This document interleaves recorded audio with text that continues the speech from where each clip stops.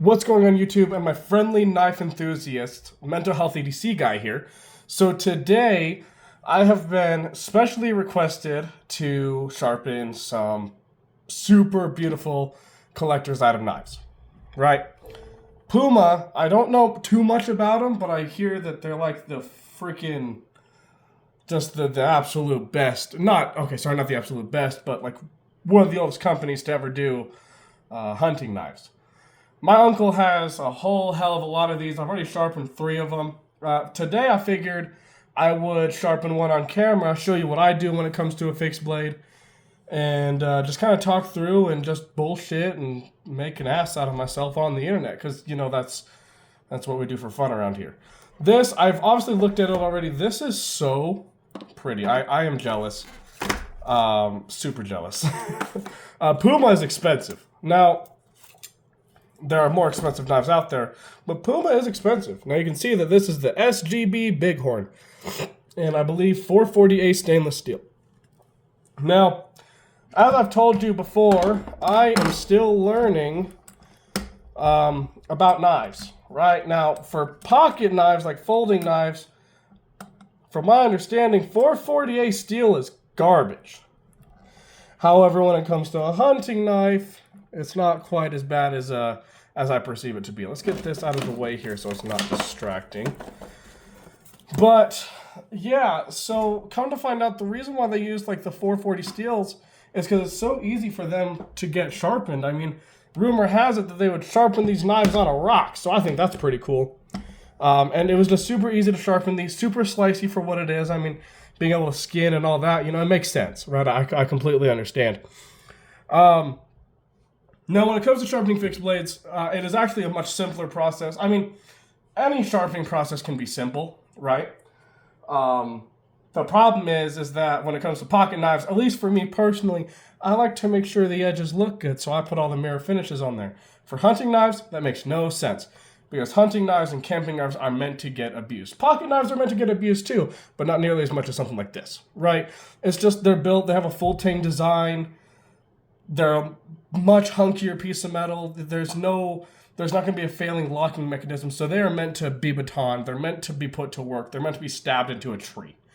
Now, I don't recommend doing that last part, but you get my point, right? The whole point of it is to abuse it. So with this process, it is not nearly as intricate as a normal pocket knife.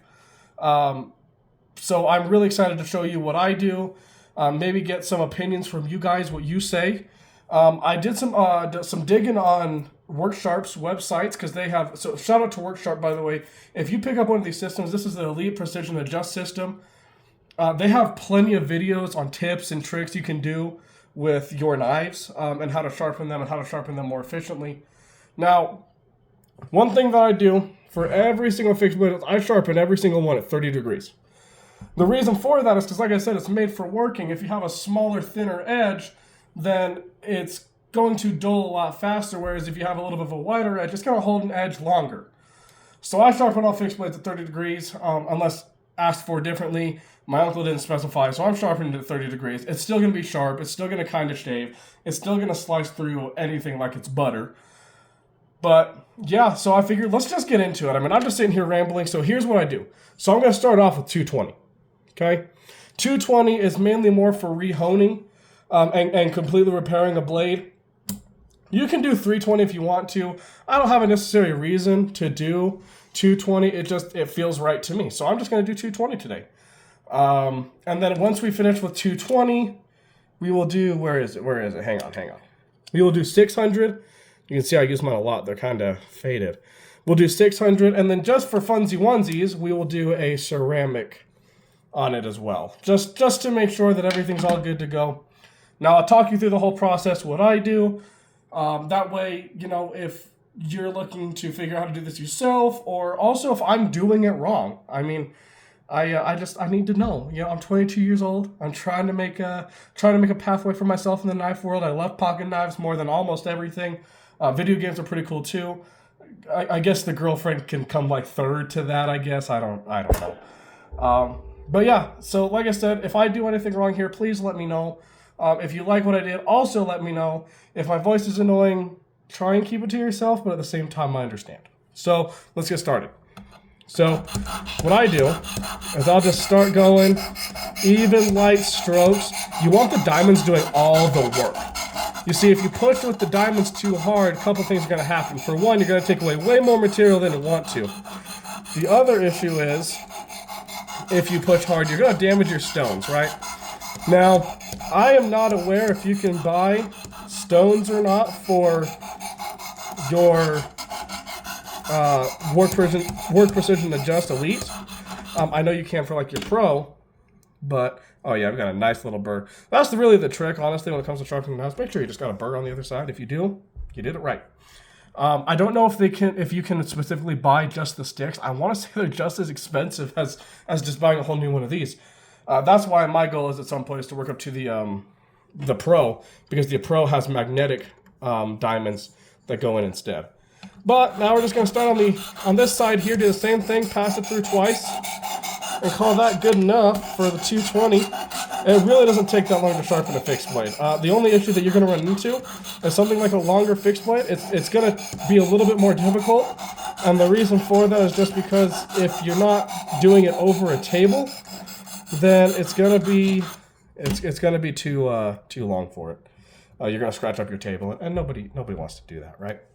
All right, so that's the 220. We're going to take that off. Now we're swapping to the 600, like I was telling you.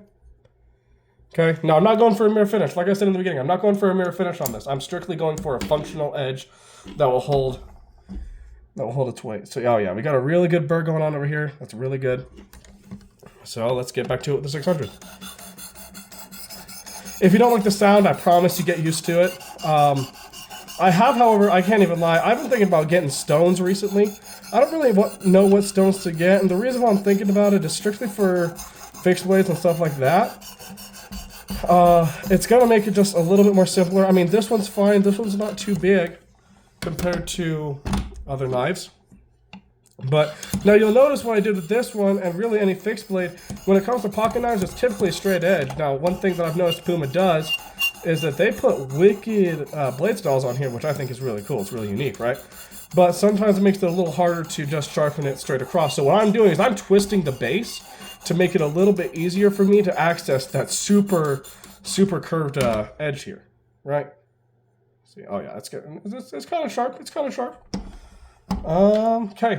I mean, that's pretty well it. Now we're going to do the ceramic. That should get all the burrs off and everything. Now for me, I really take my time with the ceramic, right? I move slow. What the ceramic's doing is it's working off most of the burrs, most of the imperfections, making sure that edge looks nice and pretty.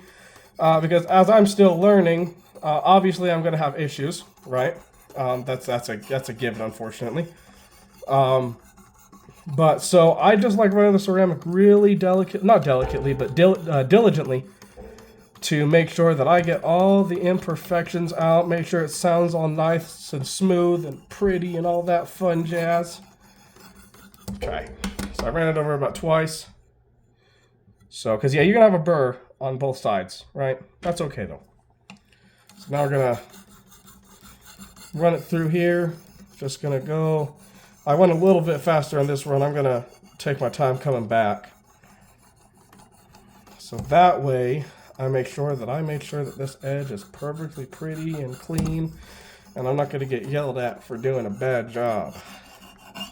I'll show you what else I do to make sure that I take care of my people. Alright, I mean, it's about as good as I would want a camping knife to be. Give me just a second, I'll show you how good the edge is. Alright, here's my abnormally white piece of paper. Let's get this off. This can be a little difficult, so please be careful.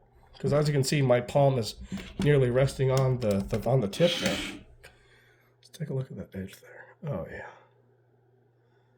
Much better. I mean, it had the factory edge to begin with, but knives can always be sharper. Let's see.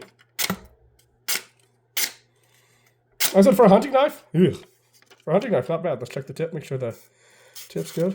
I mean, it's not bad. I mean, that's kind of just what you get for 30 degrees though, right? I mean, it's not going to be the most immaculate edge in the world. Now, when it comes to making sure that I take care of my people, you see the brass here, it gets a little cloudy, gets fingerprints really easy, right? So I take a little bit of mineral oil, and I take a Q-tip that is not easily accessible. Oh, here we go. Take a half dirty Q-tip on the ground. I'm kidding. I'm kidding. Take a Q-tip. Just gonna dip it in there, and then I'm just gonna do a little light coating of oil on the brass there. And then we're gonna flip it without touching the brass. And we're just gonna make sure it's all oiled up and pretty like, and get the back there too. Make sure we're getting all sides. Just make sure that that brass doesn't tarnish, and we take care of it real nice. Like, I need something to wipe it off with. Over here. There's a great microfiber cloth over here, guys. I got this. Yeah, so, see a little bit of excess there. Just wipe it off. It ain't gonna be perfect, right? These are older knives, obviously, but look at that. Brand freaking new. Brand freaking new and pretty. I like to make sure that, like I said, I like to make sure my people are taken care of. And so I shine up and try and make everything that I'm trying to make sure that everything I can do makes the situation much, much, much easier. Right, now we just take it delicately without touching the brass, slide it back in. Not really worried about, I don't know if this is my card or I think it's G10. It could even just be a wood, and I'm just being unknowledgeable with my knives. But yeah, just get it clipped back in. That is knife 4 down from my uncle. Thank you guys so much for watching. Make sure that if there's anything that I can do to be better at sharpening knives or just content in general, please let me know. I kind of like constructive criticism. I do cry sometimes, but you know, that's just kind of how it goes. I want to make sure that I'm building a healthy page for, you know, people to be able to join, have fun. You know, I just want to make sure that I'm giving back to the community. You know what I'm saying? Thank you guys so much for watching. Seriously, make sure to go follow me on my other socials, TikTok and Instagram, both MentalHealthEDCGuy, same as YouTube here. Make sure to like and subscribe here if you haven't already. Make sure to share, repost my video. I don't care what you do. As long as you enjoyed it, make sure other people enjoy it too. Again, thank you guys so much for watching. I'll catch you in the next one.